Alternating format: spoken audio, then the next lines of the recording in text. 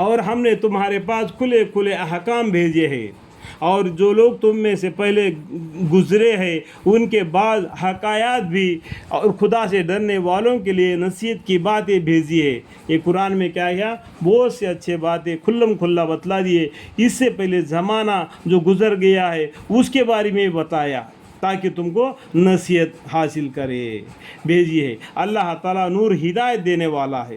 اللہ تعالیٰ کون ہے؟ نور ہدایت دینے والا ہے، آسمانوں کا اور زمین کا۔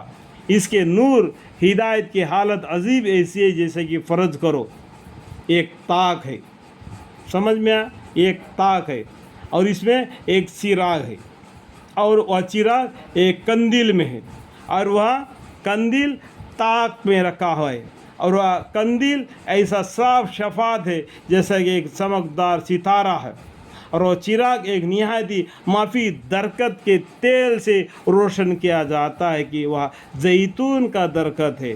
دیکھو یہاں پر کیا معلوم ہے؟ ابھی کرنٹ آ گیا تو گھر میں اجالا ہو جائے، اور میری بچپن میں کرنٹ نہیں تھا، چھوٹا سا چراغ ہے نا، اس میں کیروسینال ڈال کے ہم لوگ زندگی بسر کرتے تھے، ٹھیک ہے؟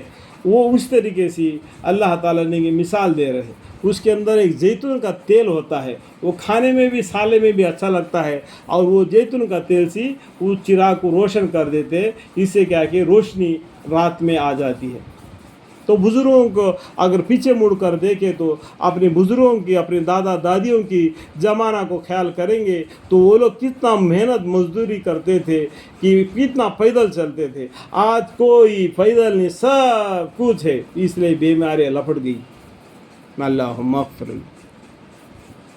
جو کسی آڑ کے نہ پورب رخ ہے اور نہ پچھم رخ ہے، اس کا تیل اس قدر صاف اور سلگنے والا ہے کہ اگر اس کو آگ بھی نہ چھوئے تاہم ایسا معلوم ہوتا ہے کہ خود بخود جل اٹھے گا، اور جب آگ بھی لگ گئی تو تب تو نور اعلیٰ نور ہے۔ اللہ اپنے اس نور ہدایت تک جس کو چاہتا ہے راہ دے دیتا ہے۔ اللہ یا اللہ تیرے نور ہدایت مجھے عطا فرما، مجھے، میرے بیوی، میرے بچے، میرے پورے خاندان وسیلہ تا قیامت تک نسل بہ نسل یا اللہ تیری نور ہدایت عطا فرما، نور علم عطا فرما، نور عمل عطا فرما، گناہ کو معافی مانگنے والے بنا، ہمارے گناہ کو معاف فرما، یہ دن الصراط المستقیم پر چلنا آسان فرما، آمین۔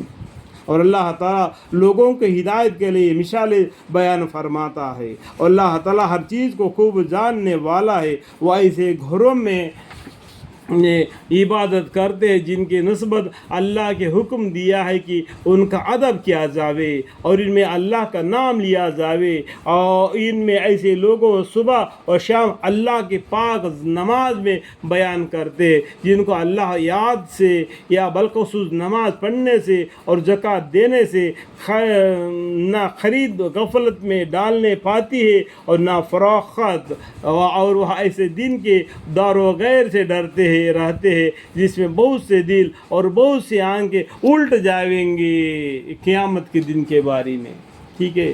جب نماز کا وقت ہو جاتا ہے، دنیا کے کاروبار ان کو نماز پڑھنے سے رکتے نہیں، وہ کاروبار کو چھوڑ دیتے ہیں اور نماز کی طرف جاتے ہیں، چلتے پھرتے اٹھتے ہمیشہ اللہ کا ذکر میں مشغول رہتے ہیں، جو پیسہ ہے اس کو زکوٰۃ دیتے ہیں، ٹھیک ہے؟ اور ڈرتے رہ، اور اللہ سے دار و غیر، یعنی کل قیامت کے دن ہمیں اللہ کے سامنے کھڑے رہنا ہے، حساب دینا ہے، اس لیے، اور وہاں ایسے دن کے دار و غیر سے یعنی قیامت کے دن سے ڈرتے ہیں رہتے ہیں جس میں بہت سے دل اور بہت سے آنکھیں الٹ جائیں گے۔ اللہم اغفر۔ اللہ تعالیٰ ہمیں اور آپ کو قیامت کے ہر مصیبت سے حفاظت فرمائے، ہمارے حساب آسان لے، اللہ کی رحمت سے ہمیں جنت عطا فرمائے۔ وآخر دعوانا ان الحمد للہ رب العالمین، آمین۔